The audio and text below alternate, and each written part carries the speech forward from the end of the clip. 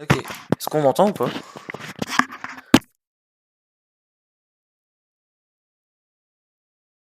Ok. Ah tiens, il marche. Ok.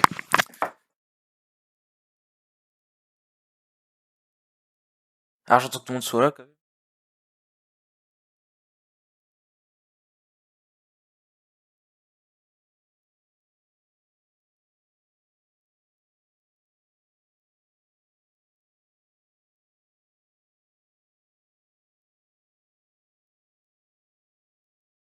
Ok. Ok.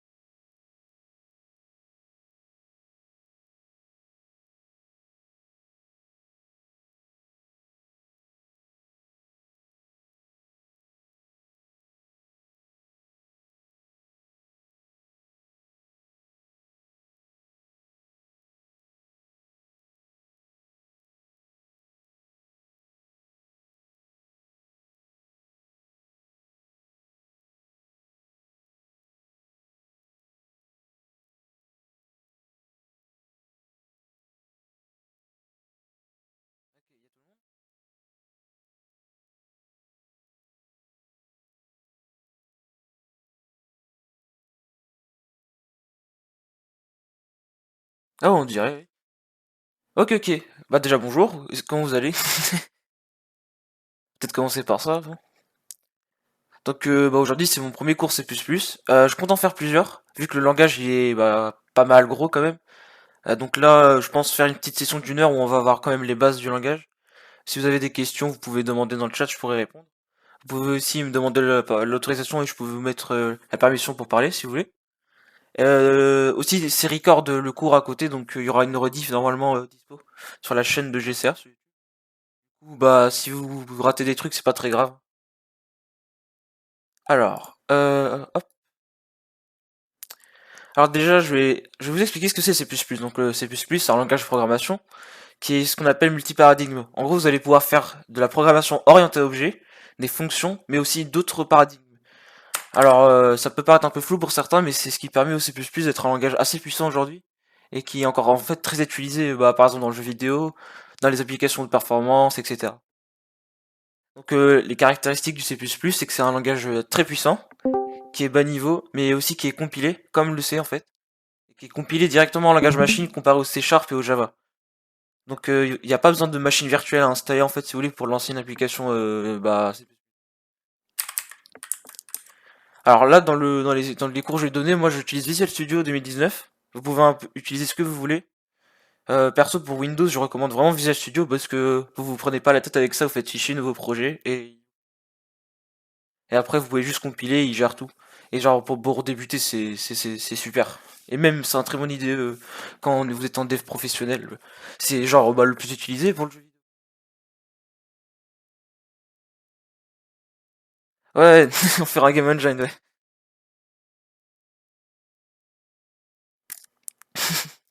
Ok. Alors. Alors là, c'est le code que Visual Studio vous génère. Donc c'est juste un simple hello world, hein. Donc je peux lancer, vous allez voir.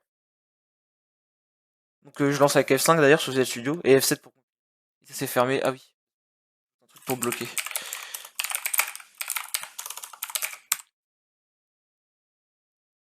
Voilà, un simple hello world en C++.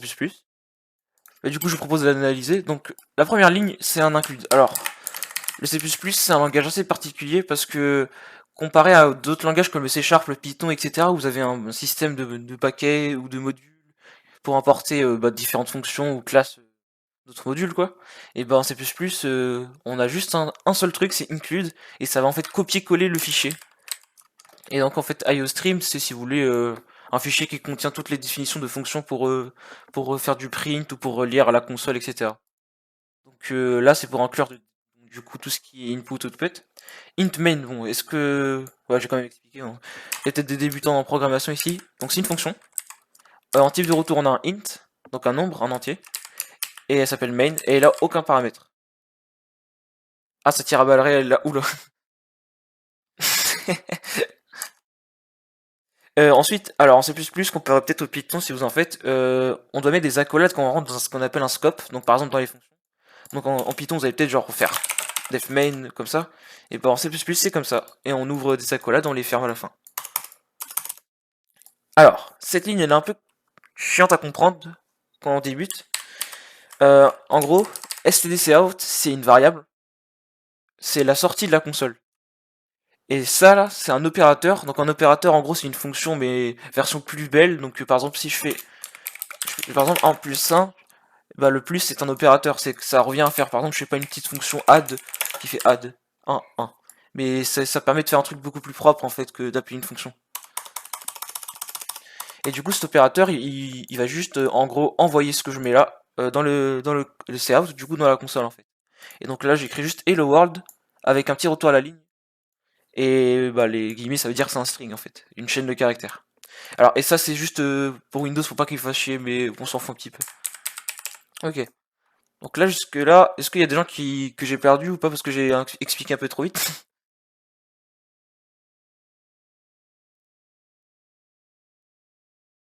Oui vas-y Larsen.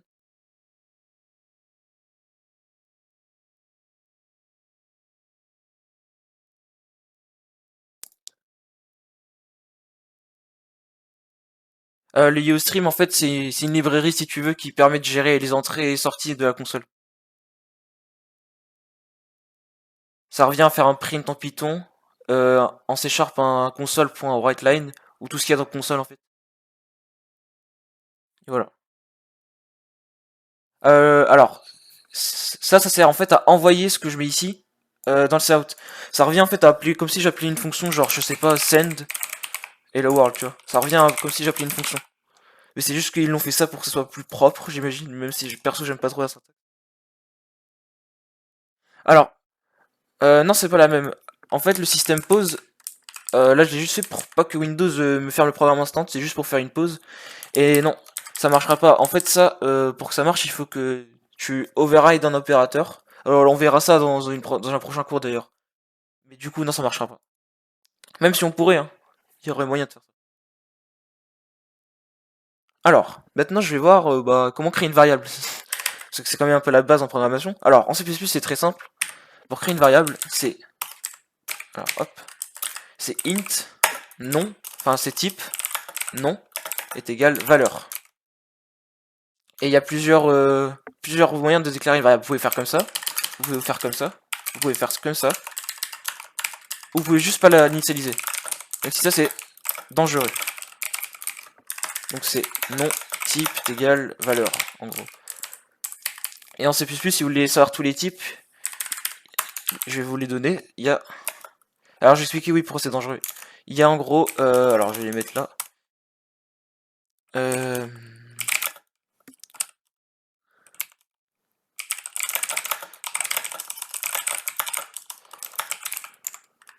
Voilà.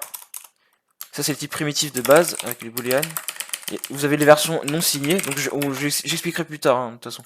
Et on a toutes les versions avec pointeur en fait. Mais en gros ça c'est le type de base de les utiliser, même si je vais vous montrer un moyen de pas les utiliser en fait. Alors pourquoi ça c'est dangereux? En gros, comparé au C Sharp, en Python ou en Java, où vous avez une machine virtuelle qui vous gère toute la mémoire, en C++, la mémoire elle est gérée directement par vous. Donc ça ce que ça va faire c'est que ça va créer notre variable nom qui est un entier, et en valeur par défaut on va avoir ce qu'il y avait avant dans la RAM en fait, à l'emplacement où Windows a décidé de la foutre. Du coup, on peut se retrouver avec des valeurs qui sont pas genre à zéro quoi. Non, ça va pas faire un leak, mais c'est juste que tu vas pas avoir des valeurs à zéro, quoi. Et ça peut te faire des bugs si tu penses que ta variable est initialisée à zéro. Ah bah si tu fais un booléan, tu penses qu'il est à full, et en fait non, il est mis à true parce que t'as pas de chance. Ah si, oui, il y a un type var en C++, donc auto, c'est auto. Et oui, ça prend directement bah, le int, quoi. Là, ça, on voit que ça a pris. Et du coup, ouais, si vous avez un peu la flemme de mettre les types, vous pouvez faire. Et du coup, hop, je peux décider de print mon string là. Et si je lance. Ah oui, oui. Il faut que j'enlève ça du coup. Voilà, ça a print. Sans retour à la ligne par contre, mais ça a print, ok.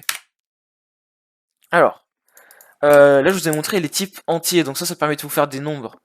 Alors en C++, on a plein de nombres. On a char, ça en gros, c'est un entier qui fait un octet.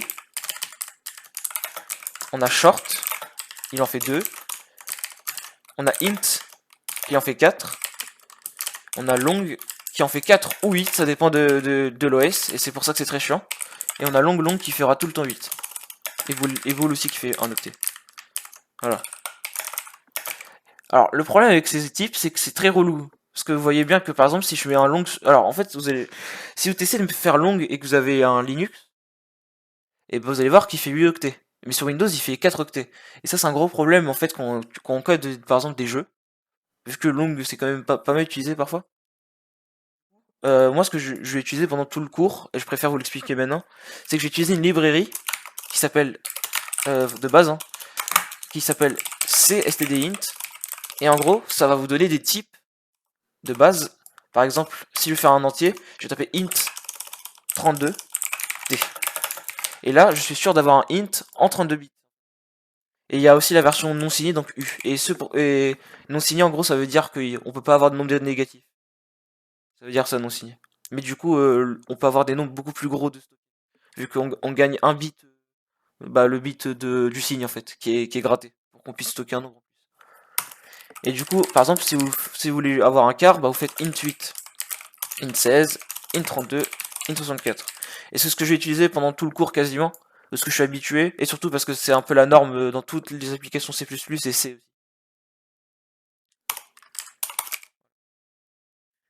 Alors, après en C++, alors je vais pas rentrer dans les détails maintenant, il y a un truc très redouté, c'est les pointeurs.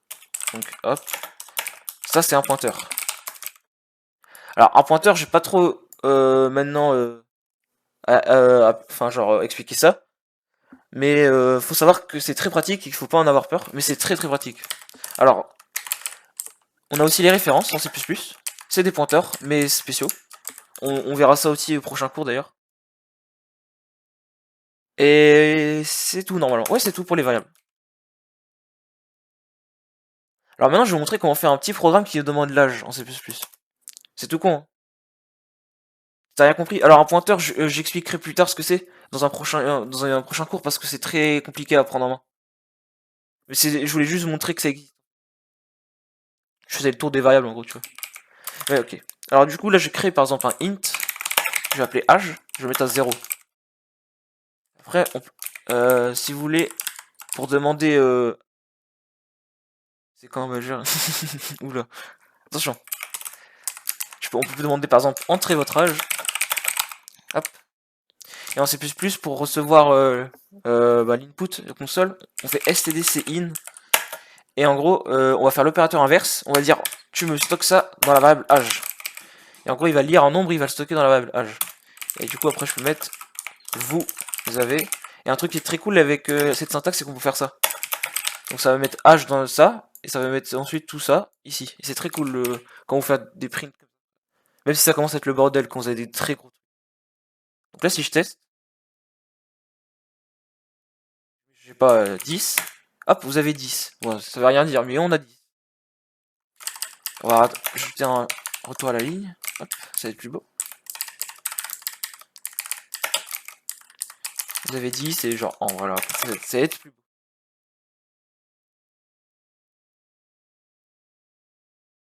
Ah oui, j'ai expliqué ce que c'est. Là, voilà. Alors, STD c'est quoi?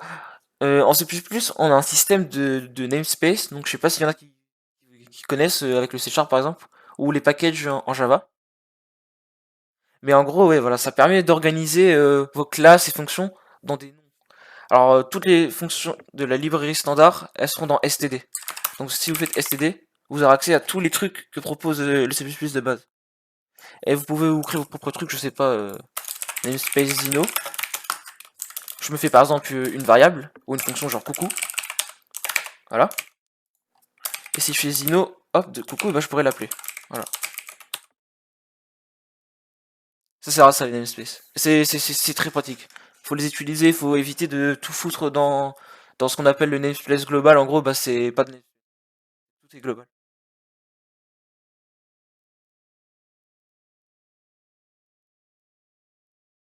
Oui.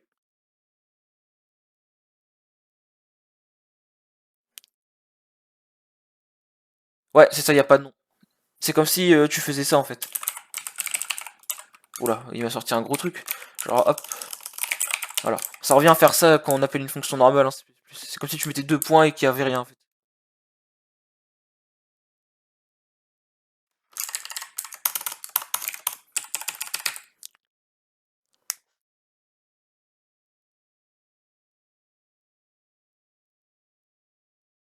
Ok, alors.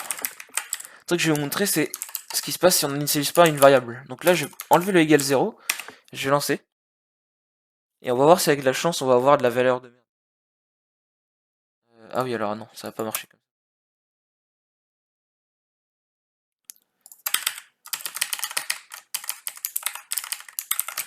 Ah oui, d'ailleurs, commenter en C++, c'est très simple. Ça, c'est un commentaire sur une ligne. C'est un commentaire multiligne. Et vous pouvez aussi faire comme ça. Les trois sont utilisés. C'est comme ça qu'on fait des commentaires en C++. Ah, alors voilà. Là, le compilateur, il m'a averti en fait que j'ai essayé d'initialiser une variable et de l'utiliser. Donc le compilateur C++, il est très strict hein, d'ailleurs. Il va bien vous engueuler quand vous faites de la merde et ça peut être aussi un truc super chiant quand on dit. Du coup, ce que vous pouvez faire si vous êtes vraiment paumé, alors vous avez évité quand même, mais là ce que je vais le faire pour l'exemple, mais c'est que je vais juste lui dire de fermer sa gueule en fait et hop, voilà. Là il y aura plus de problème. Ah merde, c'est une erreur en fait, c'est pas un warning. C'est où ça? Ah oui non en fait non oui non je pourrais même pas en fait enlever l'erreur, c'est ça le pire. C'est une erreur en fait, ok. Moi dommage. Ah il est parti.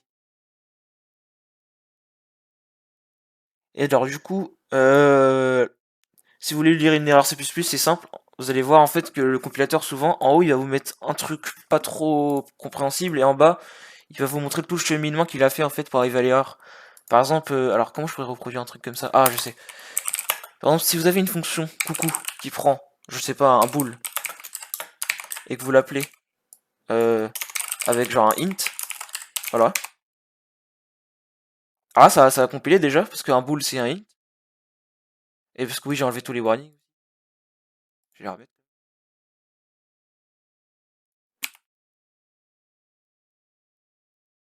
Voilà. Là, par exemple, il me met juste, il y a un avertissement qui a été traité comme une erreur, mais du coup, ça aide pas. Et si on regarde en bas, on voit en fait que ce qui s'est passé, et on voit que bah il y a le int qui a été converti en bool, et du coup, bah il aime pas ça, et du coup, il nous fait une erreur. Et ça va être souvent ça quand on débug du C++. C'est qu'il faudra regarder ce qu'il y a en dessous des erreurs en fait. Et aussi, vous étonnez pas si par exemple vous avez une erreur de syntaxe. Par exemple ici, j'oublie genre, je sais pas, je mets la colle comme ça, et si après il vous met n'importe quoi, il vous dit que toute votre erreur après, enfin tout votre code après est pété, c'est normal, c'est le compilateur qui. Alors là, il l'a pas fait. Mais par exemple, si vous oubliez un point virgule, je vais essayer de faire ça, hop, et je compile, normalement il devrait me mettre n'importe quoi. Voilà, là il pète un câble, il dit tiens, attends, il manque un truc là. Donc là, vous voyez bien, là il m'a rien dit, il m'a juste dit qu'il me manquait un point virgule. Ah, il m'a quand même dit qu'il y avait le type, avant le type, donc c'est bien. Mais parfois, il est paumé et le truc il vous dit que votre code est pété alors que c'est juste un point virgule qui manque. Ça arrive. Du coup, c'est pour ça qu'il faut faire attention à ce qu'il y a en dessous en fait, des erreurs. Parce que c'est là où vous allez vraiment voir pourquoi bah, vous avez une erreur et comment la régler.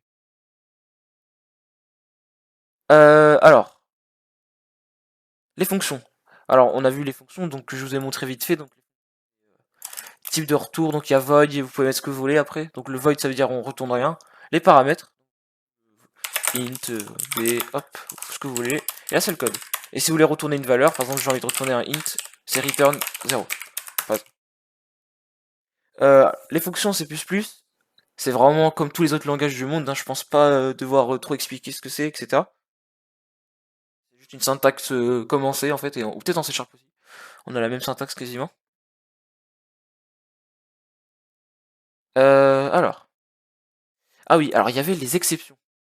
Alors, les exceptions, je vais pas les expliquer pendant tout le cours en fait, juste parce que moi je les utilise pas.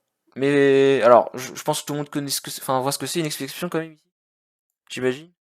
Où on touche à un langage avec des exceptions. Donc les exceptions, c'est genre try.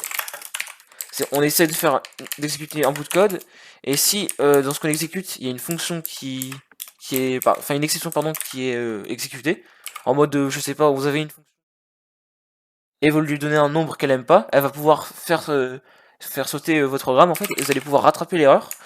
Alors je me souviens pas trop de la syntaxe, hein, je n'utilise vraiment pas les exceptions, mais c'est sûrement un truc comme ça. Et là vous pouvez par exemple gérer en fait l'exception et dire ah merde, du coup je vais réessayer mon code ou je vais mettre une erreur, etc. C'est ça une exception.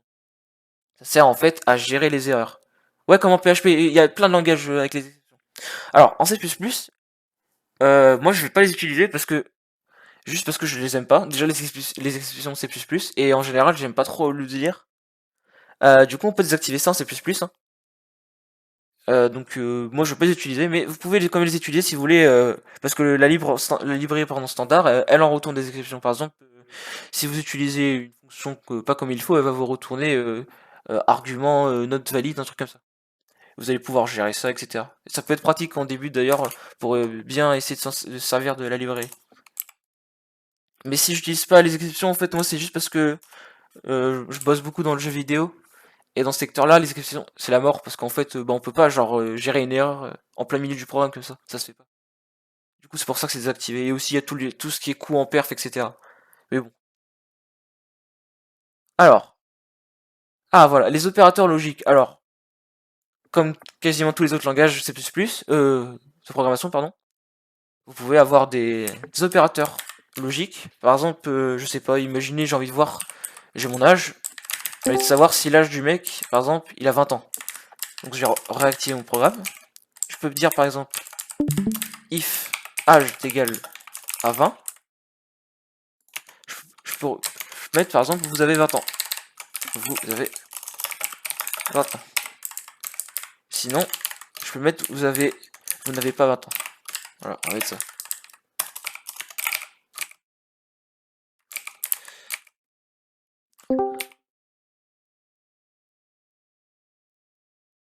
Et si je lance mon programme, hop, c'est celui-là. Ah oui, non, j'ai oublié le CI. Oh, c'est pas grave. C'est un peu bugué le truc, j'ai pas changé l'affichage. Si je mets 20, là, il met que j'ai bien 20 ans. Et alors, un truc un peu plus stylé quand même.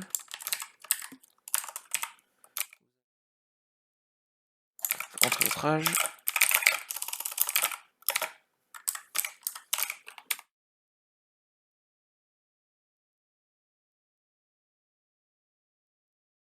Si je mets genre 19, vous n'avez pas 20 ans. Et voilà, donc ça c'est juste un opérateur de comparaison, donc ça permet de comparer deux variables.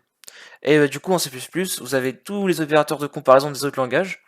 Vous avez le égal, vous avez le supérieur, inférieur, inférieur ou égal, supérieur ou égal. Vous avez aussi le pas égal. Vous avez le ou, vous avez le et, donc ça c'est un ou. Et alors si vous faites du Lua, c'est or et end. Et vous pouvez aussi, voilà. Non, il y a que ça.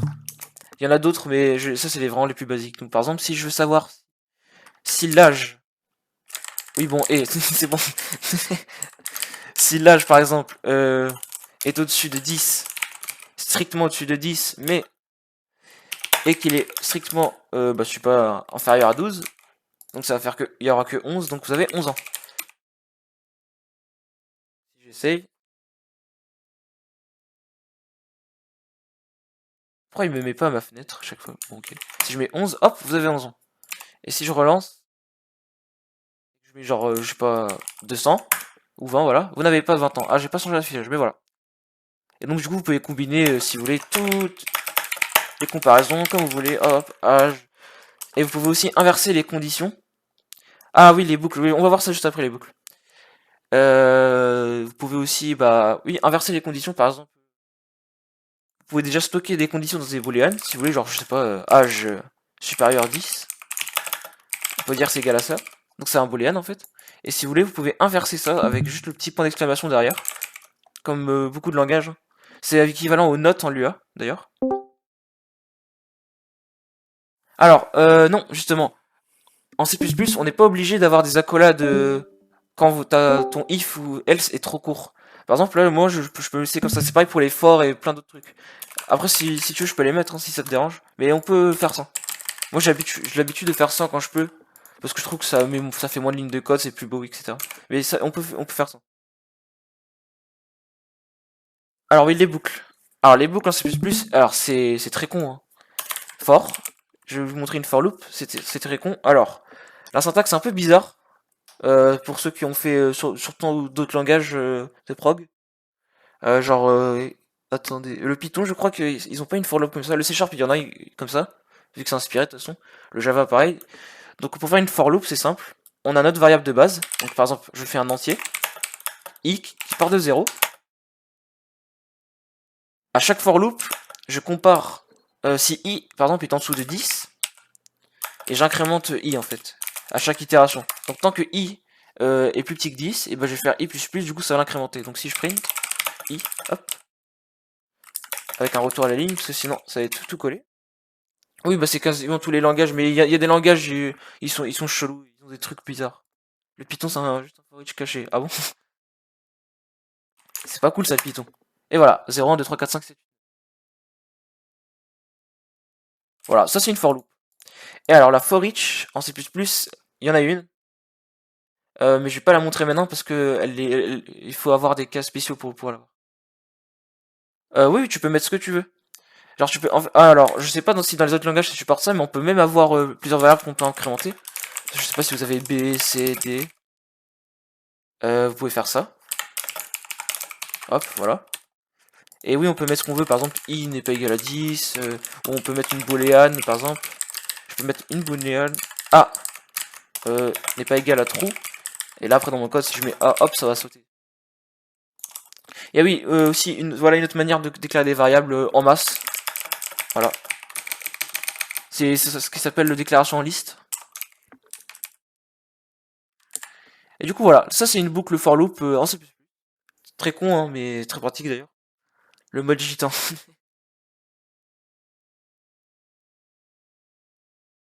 Alors, maintenant, je vais vous montrer comment on fait des arrays en C++.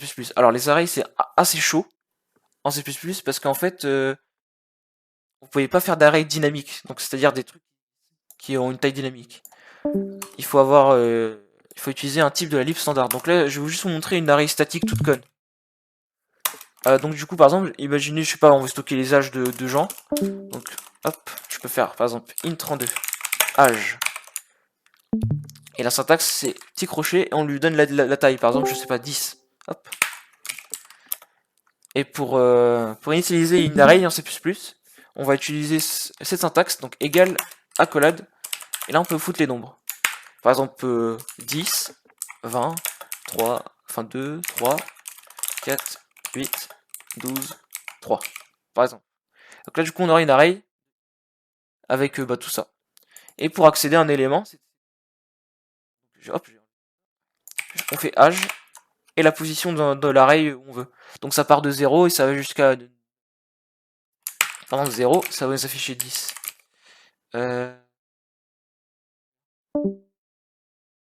Ah, ah oui, ok.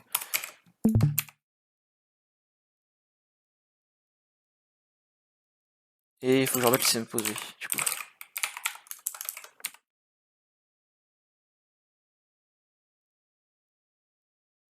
Voilà, 10. Alors si je mets une valeur en plus, ça fait plus ou moins, tu veux dire en nombre négatif, par exemple? Ou, ah oui, tu veux dire... ok. Alors oui, ça va totalement crash.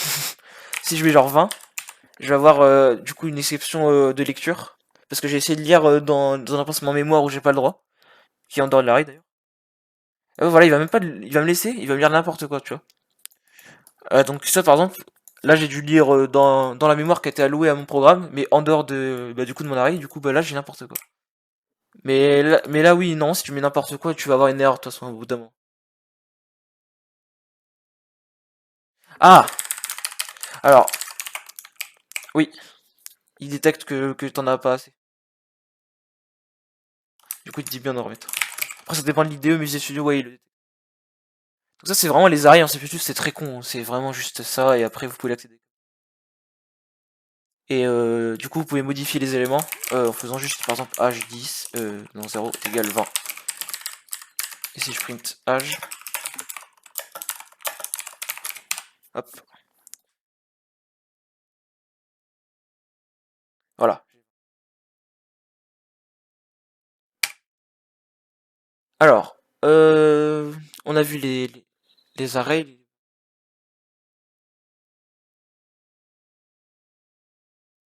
On a vu pas mal de trucs là quand même. Alors il y a les classes à voir, mais ça c'est un peu chaud. Est-ce que vous avez des questions ou des trucs que vous avez pas trop compris? Ah, les conventions, pas con. Alors les conventions en C++, il y en a pas, pour être simple. Il n'y a pas de standard en C++. Du coup, il y a plusieurs styles de code. Vous avez les gens qui codent comment C Sharp, et vous avez des gens qui codent genre en Java. Ou si, alors moi, je vais montrer ma convention. Moi, c'est la convention de la librairie standard, un peu chelou. Alors, je sais pas s'il y en a qui ont fait du Rust ici. Mais si c'est le cas, bah moi, j'utilise la convention de Rust. Donc, je vais vous montrer quand même. Moi, c'est les noms des fonctions, c'est coucou en snake case, variable en snake case, et voilà. Ça c'est ma convention. Tout en snake case. À part les classes où les noms sont comme ça du coup. Alors, à vous de voir si vous voulez l'apprendre ou pas. Vous pouvez faire comme vous voulez, il n'y a pas de standard en C++. Du coup, on va pas vous faire chier si vous utilisez un truc chelou. Ouais, Pascal Case pour les noms des types chez moi. Mais du coup, il n'y a pas de standard. Alors après, si vous voulez utiliser le standard de base de la librairie standard, et le temps que vous trouvez un truc que vous aimez bien, vu que il est très propre, je trouve perso, le truc standard. Alors, ah oui, allez, ça aussi. Faudra que je rajoute.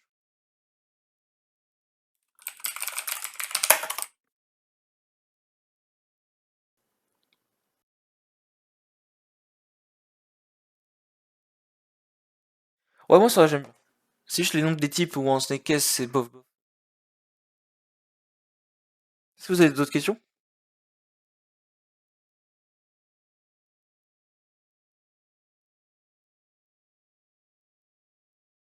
On dirait pas.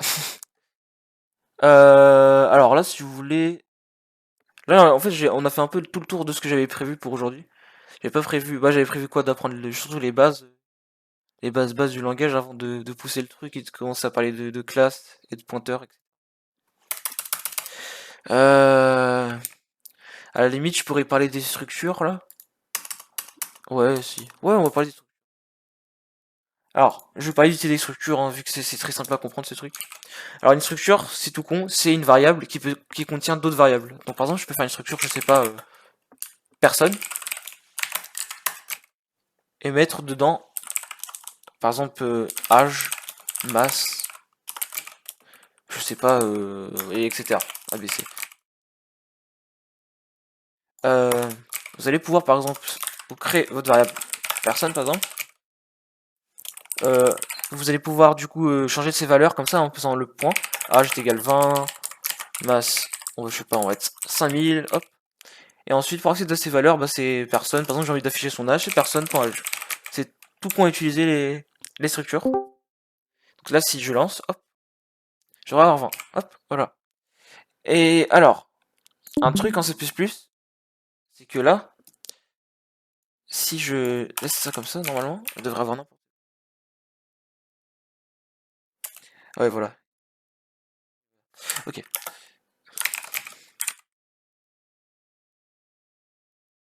que ça va le montrer, ça? Non, ça l'a pas montré. Dommage, dommage. Ça fait Ah oui, putain, les constructeurs, ouais, tu m'as fait rappeler ça. Alors oui, alors là, la structure, par exemple, là, toutes les valeurs dedans, elles vont être initialisées avec n'importe quoi. Vas-y, à plus, Larsen. Donc c'est initialisé avec vraiment n'importe quoi, donc. Parce que comme je vous ai dit, bah, le C++, il n'y a pas de système de mémoire derrière pour gérer la mémoire et dire, alors toi tu vas avoir ça, toi tu... Du coup, en fait, là, ce qui se passe, c'est que dans un vrai programme, vous pouvez avoir votre âge qui soit 500, la masse qui soit 2 millions, n'importe quoi, genre, ça peut être full buggy. Du coup, ce qu'on fait, c'est que en C++, il y a une fonction, et dans d'autres langages d'ailleurs, hein, qui s'appelle le constructeur. Et c'est en gros une fonction qui est exécutée à la construction de l'objet. Et du coup, la syntaxe c'est comme ça. Et là, je vais pouvoir dire, par exemple, ok, quand tu crées un objet personne, tu mets l'âge à 0, la masse à 0, et ABC à 0. Et du coup, quand j'ai créé mon objet, et ben il va initialiser la fonction. Donc là, si par exemple je mets 5000 et que je... Hop, alors j'ai enlevé ça. Et que je lance mon programme en affichant l'âge, hop, j'ai 5000. Et d'ailleurs, il y a l'équivalent quand l'objet est détruit en C++. Alors ça, il n'y a pas dans les autres langages. C'est le destructeur. Alors ça, c'est plus spécial. On va pas trop l'utiliser souvent. Mais ça peut être pratique si vous voulez supprimer ou faire des choses quand un objet est détruit. Et du coup, d'ailleurs, si vous n'êtes pas fan de la syntaxe d'initialisation comme ça, il y a un autre moyen de faire en C++ qui est très cool. Vous pouvez faire comme ça. Perso, moi je trouve ça plus propre que ça. Après, ça dépend de vos choix. Il n'y a pas de GTN. Ah non, en C++, il n'y a pas de garbage collector. En C++, la mémoire, c'est à vous de la gérer. Alors là, la mémoire, comme je le fais avec personne, etc., elle est gérée en gros automatiquement parce que je vais créer de la mémoire dans un espace contrôlé qui s'appelle le stack en gros. Et ça, c'est ce que vous donne le C++ de base en gros. Et du coup, par exemple, si vous voulez, personne là, elle va être créée ici. Donc ma structure sera créée là. Et quand je vais sortir de ce scope, donc ça c'est un scope, ça va me détruire personne en fait simplement. Et du coup, bah là, jusqu'à présent, la mémoire que je vous ai montré en tout cas, elle est gérée. Parce qu'on se fait pas chier, à la fin de la fonction, ça va détruire tout ce qu'on a fait ici. Mais quand on va faire des pointeurs, etc., il y aura de la mémoire dynamique, et ça, c'est de la mémoire qui est pas gérée automatiquement. Sur L4, ouais, elle est gérée. Avec les objects, elle est gérée la mémoire. Il y a un garbage collector, comment c'est cher. Voilà. Alors, les structures, on peut aussi leur mettre des fonctions d'ailleurs. Par exemple, imaginons, je sais pas, je vais faire une fonction grandir qui va incrémenter l'âge du mec. Donc pour incrémenter en C++, il y a plusieurs moyens. Soit vous faites comme ça, donc âge égale âge plus 1, ce qui est cool, hein. Mais il y a mieux, on peut faire plus égale 1, voire mieux âge plus 1. Enfin âge plus, pardon. Ça c'est les trois façons d'ajouter 1. Donc par exemple je vais faire âge plus. Et du coup, ici je peux par exemple appeler ma fonction grandir. Hop, point grandir, aucun paramètre. Et si je compile mon programme, je le lance, du coup là, je vais avoir ma personne, je dis grandir, et hop, 5001. Donc ça marche. Structure égale classe. Oui, en C++, les structures c'est comme une classe, mais je préfère expliquer les classes et toute la PO plus tard. Là, c'est vraiment les structures très simples où on stocke juste des données.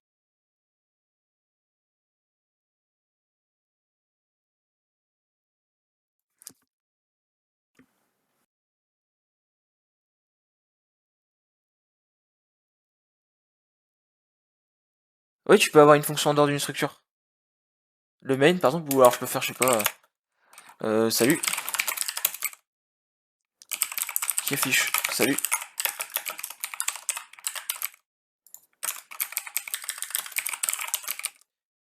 T'es obligé de mettre... Ah oui, non, alors ça c'était juste pour... Alors attends, où ça? Ah oui, là, ah ouais, je suis obligé. C'est relou, mais bon, on est obligé d'avoir... Alors tu peux le coller là après.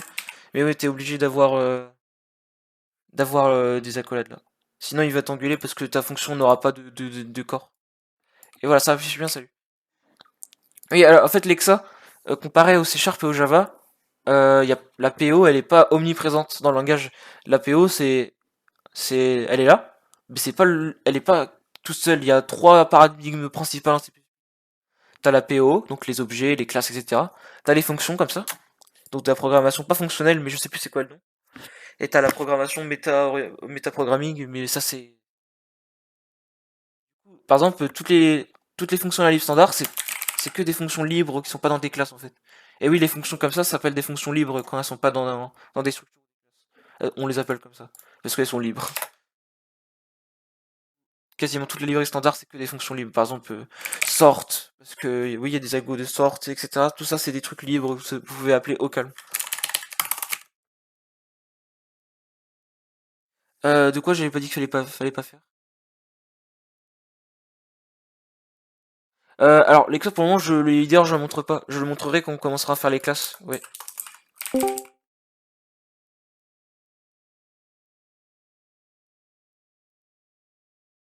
Ah oui, alors, je me rappelle pas avoir dit ça, mais j'ai peut-être dit ça. Non, non.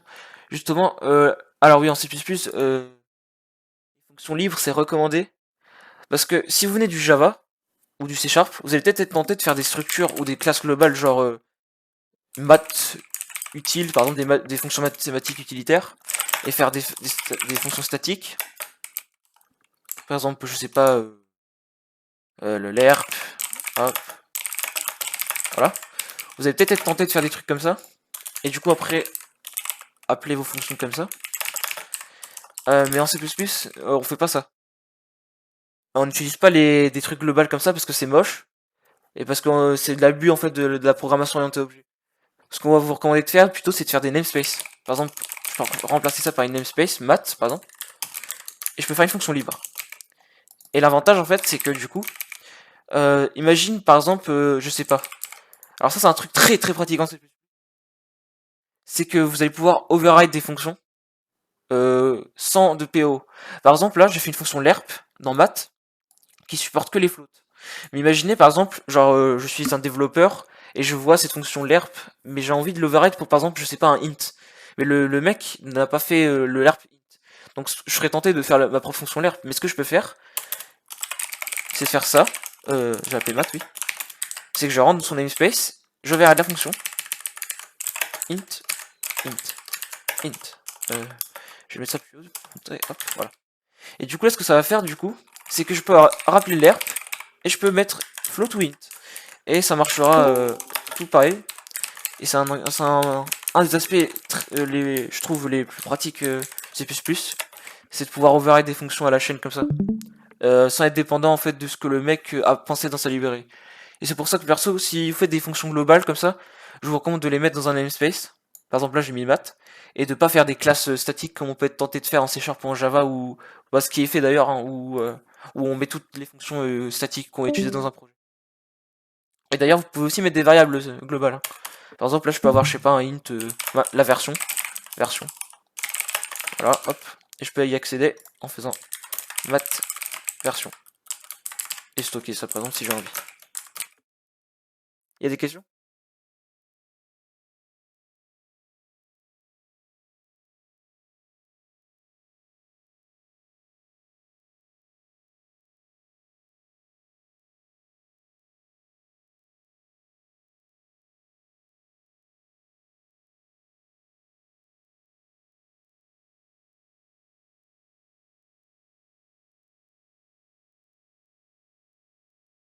Ouais, bah après, ça dépend, tu vois, Alexa, genre, bah... Ouais, alors, les leçons de mémoire, faut pas flipper. Alors, c'est juste que avoir le concept des pointeurs, c'est un peu chaud quand au début, parce qu'il faut bien comprendre le truc, mais une fois que t'as compris, en fait, bah, tu vas voir que le C++ devient assez relativement facile. Après, ça reste quand même un langage qui, quand il a envie de faire chier, il va te faire chier, hein. Mais sinon, ouais, il faut bien comprendre les pointeurs. Et une fois que t'as compris les pointeurs, c'est bon, t'es parti, tu peux faire ce que tu veux. Mais les pointeurs, ouais, de toute façon, il y aura un cours full dédié sur ça et j'essaierai de bien expliquer. Parce que ouais, c'est pas très, pas très facile à comprendre.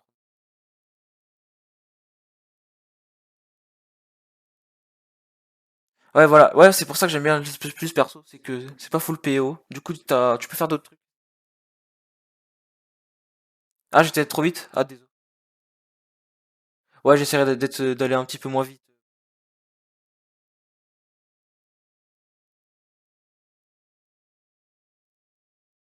Tiens, d'ailleurs, j'y pense. Je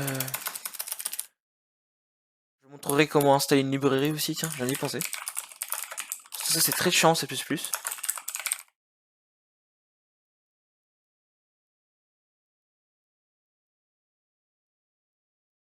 Ouais, le C Sharp, tu peux l'exécuter sur les autres plateformes maintenant avec .NET Core ou même avant avec Mono. Le Java, bah pareil aussi. Ouais, non, les images V2, c'est pas maintenant.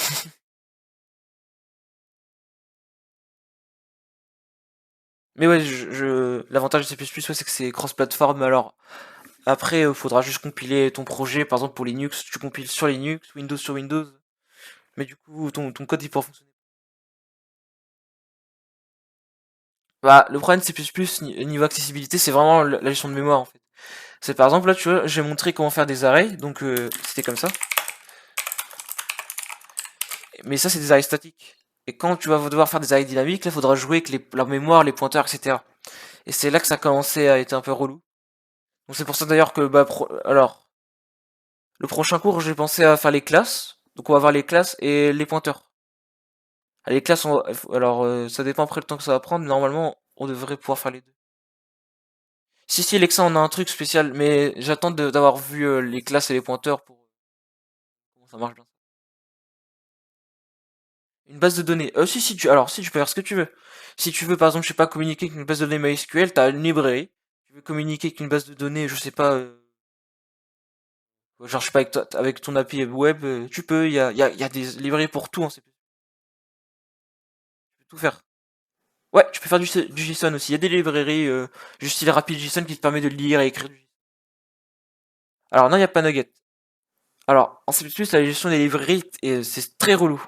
C'est qu'il n'y a pas de standard.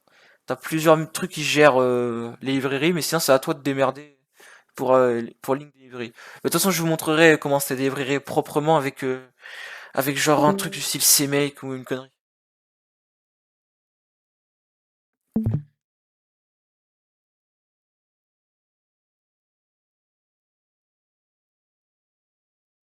Non, j'ai pas encore parlé des Makefile, etc. Faudra que j'en parle, ouais. Parce que là, du coup, j'ai juste montré avec Studio.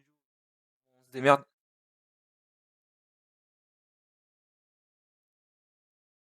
Ah ouais, ça va être intéressant. Je sais même pas en faire des Makefile, j'ai complètement oublié. Moi, je passe par ces mecs, je me fais pas chier.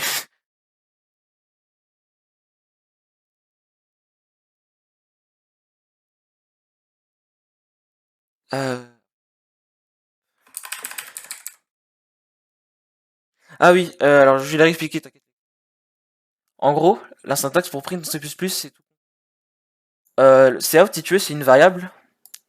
Alors déjà, std 2.2. C'est juste que c'est une variable qui est stockée dans le namespace standard. Si tu veux, je peux... Alors, un truc qu'on peut faire, hein, alors, il y a beaucoup de débutants qui doivent le faire, enfin, qui le font en général, c'est using namespace std. Et en gros, ça, vous allez dire, bah du coup, tu me fous tout ce qu'il y a dans std dans le namespace global. Du coup, on peut enlever tous les std. Du coup, ce qui peut être mieux si vous commencez.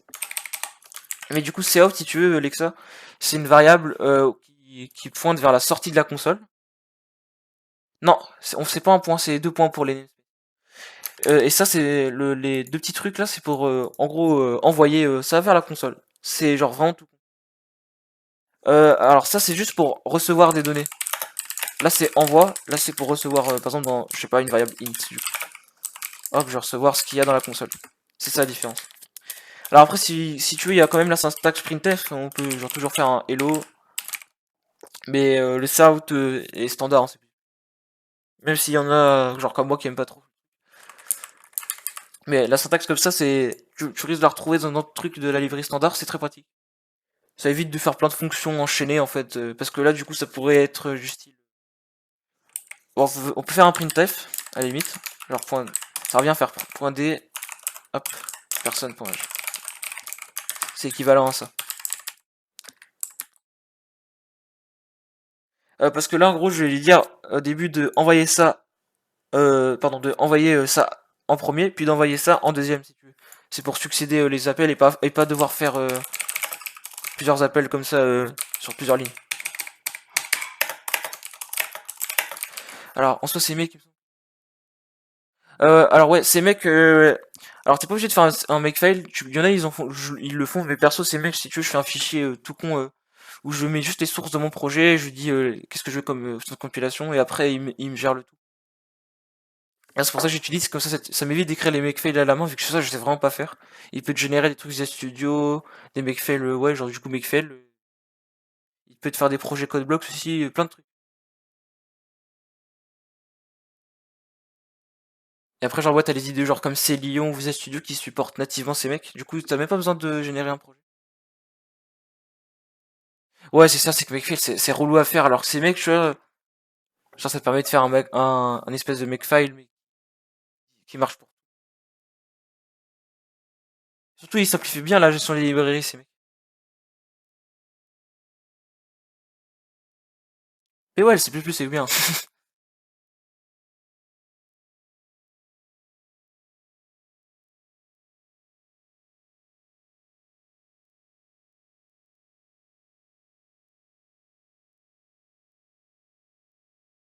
Non, je vais pas montrer le handle, mais c'est vrai, ouais. On peut. Alors, au lieu de faire ça, si vous voulez, vous pouvez utiliser un handle. Ça revient à faire le tiré du bas, tiré inversé, pardon. Enfin, le slash inversé. N. Ça revient à faire ça. Ça veut dire N-line.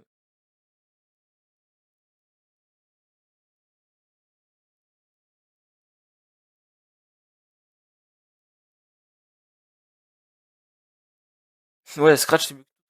On sait.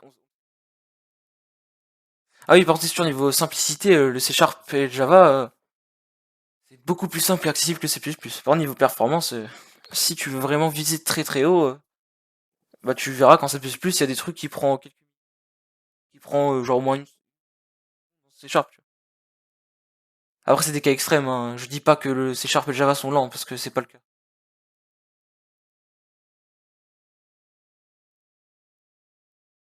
Ouais, c'est ça.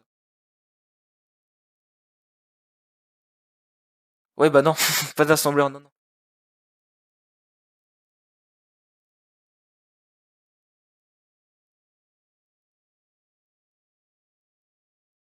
le monde qui va rien comprendre de cours.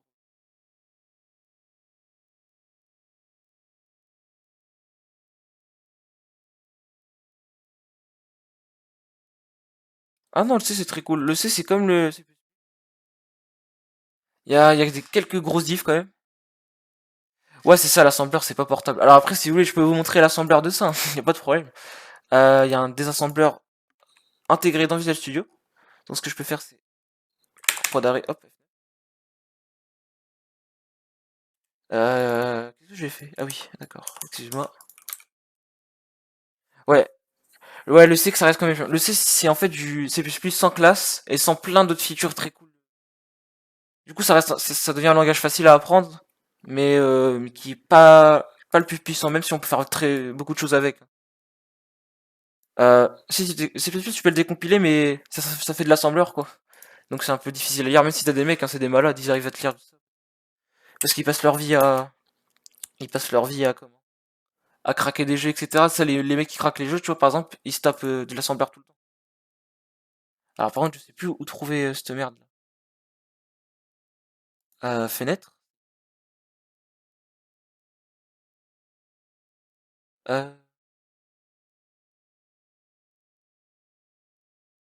oui, il y a pas énormément de personnes.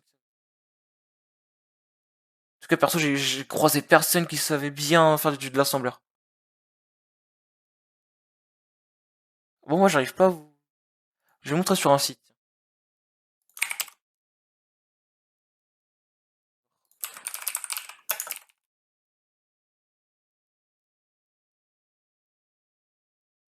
Ouais, ouais, c'est ça, quand tu tapes, tu passes ta vie à tout décompiler. Alors, ah oui, je vais aller en navigation privée parce que ce truc, je l'ai modifié, j'arrive plus à retrouver. Ah, du bon blanc là. Bla bla bla bla bla. Voilà. Hop, ça c'est de l'assembleur, voilà. Donc le C++, ça compile vers de l'assembleur. Donc là, par exemple, alors je simplifie le programme parce que c'est vraiment la merde là. Hop, hop, hop. Donc si je print juste coucou, voilà. Ça fait déjà tout ça en assembleur. Alors après, c'est pas optimisé. Non, le C Sharp, ça compile pas en assembleur, ça compile en du bytecode. C'est genre du langage machine, mais version C Sharp, quoi. C'est leur propre truc. C'est pour ça que c'est multiplateforme, le C Sharp.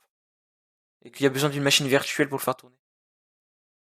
Oui, voilà, et ça, c'est du l'assembleur x86, du coup, c'est pour les CPU Intel, Ryzen, parce que les ARM, par exemple, bah, eux, non, c'est pas du tout ça. Hein. Ça marchera pas, ça. Non, tu peux pas aller que ça. Bah, à part si t'as une machine, genre une IA, je sais pas, qui permet genre de reconnaître les trucs et de le reformer. Je sais qu'il y a des programmes qui t'arrivent à te transformer de l'assembleur en C et en C++. Mais genre, par exemple, tu vois, les classes, etc., tu pourras jamais les retrouver vu que ça existe pas en assembleur. Ouais, l'assembleur, ouais. Genre là, pour comprendre ça, putain, faut être chaud, hein. Genre vraiment, ce truc, moi, je comprends, c'est ça. C'est que ça crée un string coucou qui est dans le programme, c'est tout. Le reste, bah, alors ça, c'est pour le stack, ça, c'est le seul truc que je sais. Mais le reste, c'est vraiment compliqué à comprendre. Mais ouais, le C++, ça compile vers l'assembleur et du coup, bah, vous allez jamais pouvoir faire voler votre code source si vous avez peur de ça, hein. Alors après, faut avoir peur de ça parce que dans tous les cas, il y aura forcément des mecs qui arriveront à comprendre votre code, hein. Même si avec le C++, vous allez les ralentir quand même de pas mal. Vu que c'est de l'assembleur, c'est pas la même chose que juste ouvrir un des compilateurs C# et mettre le programme. Et il vous donnera quasiment tout. C'est ça, ouais.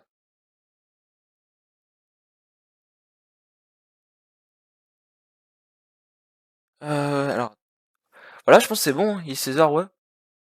Est-ce qu'il y en a, ils ont des questions finales parce que ça va être la fin du cours. Des remarques, questions pour les prochains cours. Ah, le prochain, je sais pas, peut-être ce week-end, quoique. Non, peut-être pas ce week-end, en fait. Ou vendredi soir, je pense. Je leur dirai, de toute façon. Ouais, le cours est filmé. Hop, le cours est filmé. Alors, c'est ici, voilà. Il sera dispo.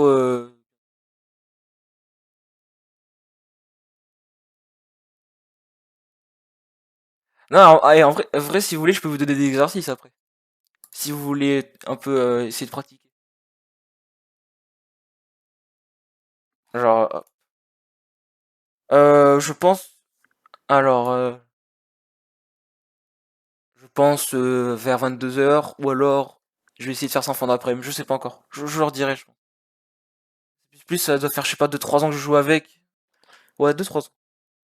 Bah en fait, dès que j'ai commencé le U4, donc non, peut-être pas en fait. Non, peut-être 4 ans plutôt. Si tu veux, ça fait genre 4 5 ans que j'essaie d'en utiliser, ça fait que 2 3 ans que je suis vraiment sérieusement. Pour eux.